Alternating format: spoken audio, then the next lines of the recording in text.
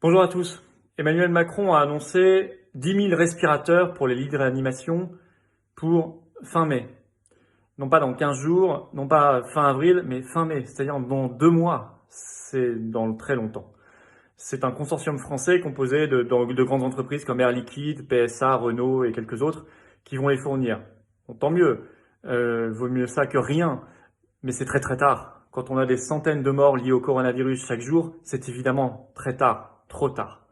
Et pourtant, dans le même discours, Emmanuel Macron ressuscite une notion disparue, malheureusement, qui s'appelle la planification, que je suis très heureux d'entendre, puisque ça fait des années que je la défends, et qu'on a présenté comme ringard au sommet de l'État pendant des décennies, très bêtement, alors que planifier, c'est logique. Gouverner, c'est prévoir. Gouverner, c'est prévoir. Planifier, c'est prévoir. C'est projeter, c'est faire des plans. Donc c'est indispensable.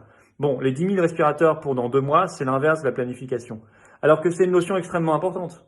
Si on avait planifié l'épidémie, et honnêtement c'était possible, on avait les éléments depuis au moins fin janvier, début février, en étant déjà pas très attentif, on aurait pu avoir donc ces 10 000 respirateurs avec 2 mois d'avance, c'est-à-dire maintenant.